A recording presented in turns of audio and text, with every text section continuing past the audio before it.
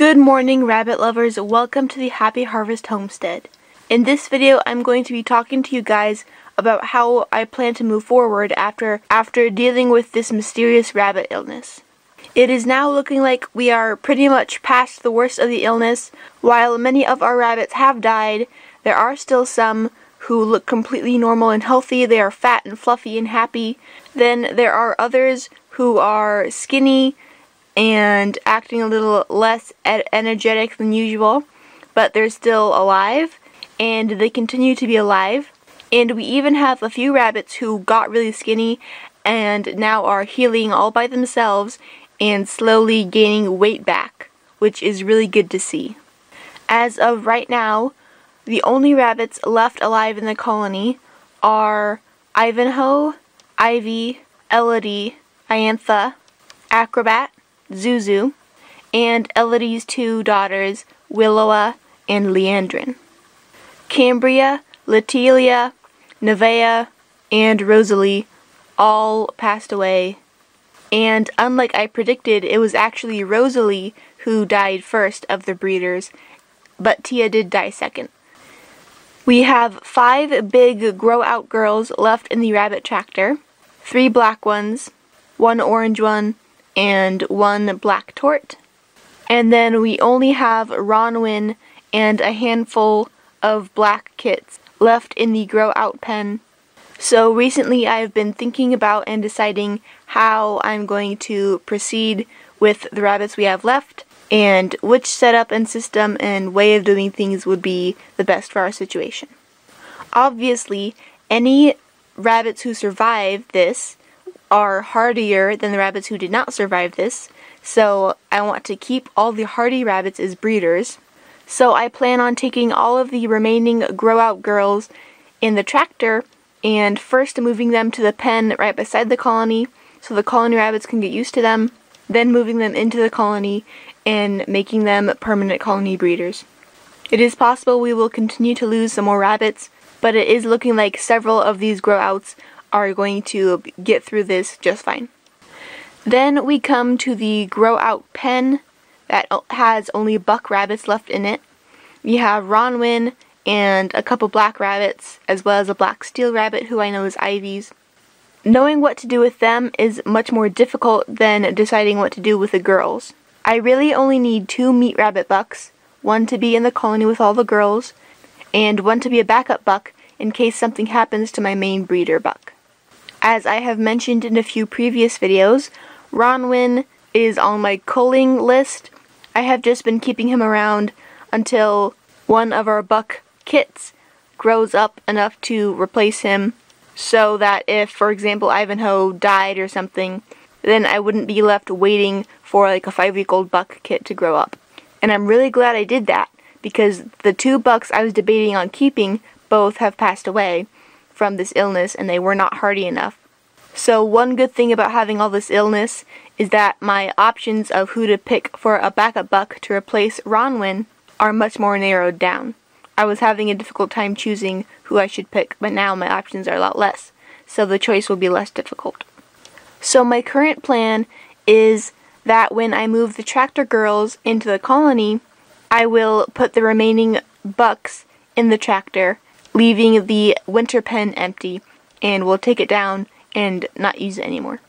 We still do not have any does giving birth, so I'm guessing it'll be quite a while until we have a lot of kits and need a big space to put them. Then Ronwin and the few remaining buck kits will have a mini buck colony. That's something I've been wanting to experiment with for a while, and I figure that now is as good a time as any to see how well a buck colony works. They will be well away from any does, and while I know it is risky, and I know that when done properly, people do sometimes have success with keeping multiple bucks living together. We'll have to see how it plays out. As of right now, I probably would want to put my mini buck colony into 2 separate tractors, but if some of these boys continue to die, then our numbers will decrease and that will not be necessary. So for right now, since they are not all grown up yet, and some of them are still pretty small, they will all be living in 1 tractor, but then if a lot of them survive, and as they get bigger, I may separate them into 2 tractors. So far, this plan is seeming pretty simple, just a few quick moving of rabbits and switching up some things, and then everything's hunky-dory. Except for that, I also have to reconsider the breeders I currently have on my culling list and decide if I still want to get rid of them or not. Iantha has not been able to feed any of her litters. She either chooses not to feed them or doesn't have enough milk for them, as I've already shown in previous videos, so you guys already know about that. And my plan was to wait for her to almost give birth, then separate her, let her have one last litter, and if she kills it, then that's okay. But if for some magical reason she doesn't kill them and is a good mom, then we'll put her back. I prefer not killing pregnant rabbits. I prefer to let them give birth and then cull them when their kits are either dead or old enough to be weaned. But now all of the pregnancies and breeding is all thrown off because of this illness. From what I can tell, a lot of our rabbits have aborted their litters. We have had no babies for so long. So I'm not even sure if Iantha is pregnant anymore. I doubt she is. But she is a hardy rabbit who hasn't been getting skinny. So that's good. I want to keep hardy genetics. So do I keep her as a hardy rabbit and, I don't know, hope she does better like whenever she starts having babies again than she was in the past? But the likelihood of that is very slim. So do I butcher her anyways and lose that possible hardiness if she does magically turn to a good mom? I guess her kits, whenever she was having them, were really small anyways, and she had really small litters.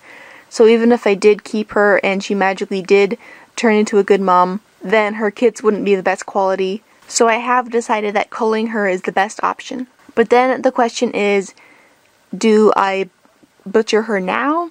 Because she's very likely not pregnant because all the whole breeding things have been thrown off by this illness. Or do I put all this extra time and effort and work into keeping her separate from everyone else for an entire month on the slight chance that she might be pregnant, even though if that slight possibility is actually the reality, she will most likely kill her kits anyways. So I'm still debating, is the effort worth the benefit or not? I haven't quite decided what my course of action with that will be yet, but she still is on my culling list. Along with Iantha, Acrobat recently was put on my culling list. She started randomly escaping.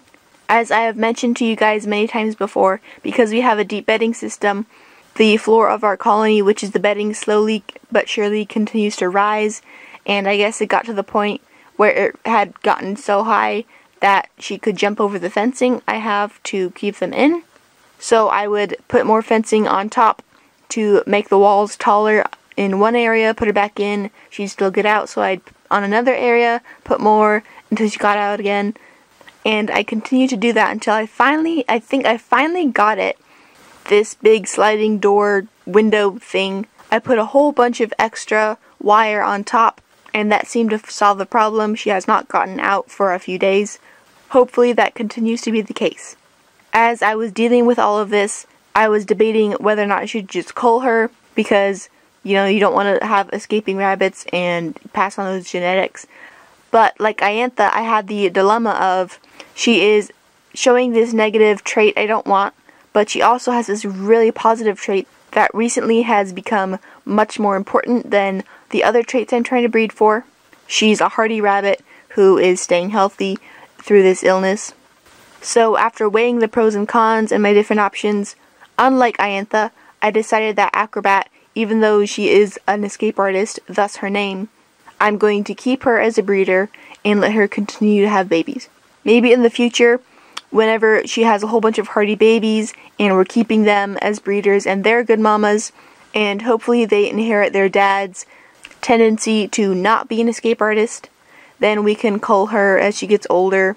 But for now, her traits of hardiness are much too valuable to cull her because of her traits of escaping. So those are the plans I have made moving forward as we near the end, hopefully, of this mysterious rabbit illness. I am taking what I have and doing the best with them. Hopefully these hardy rabbits will have hardy babies who can get over or not get the sickness. Our next big task is going to be moving the tractor girls into the colony, and I'll bring you along for that.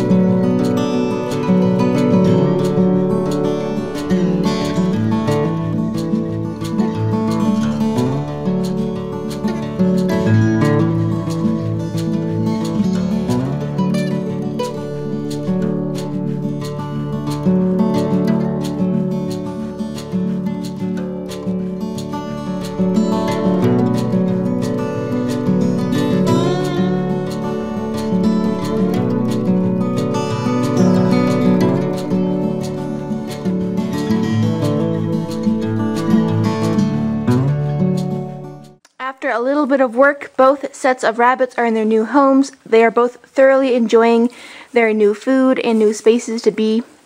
I am really excited that I was able to get this next step in our recovery from this illness and furthering our colony adventures done, and I look forward to the future when a lot more good things start happening. While this whole illness episode has been very trying, there also have been so many blessings, and overall, I consider the rabbit illness we've been dealing with for the past while to be a blessing, even though sometimes it doesn't feel quite like it. So with good news in the present and lots of hope for the future, I will end this video here. Thanks for watching!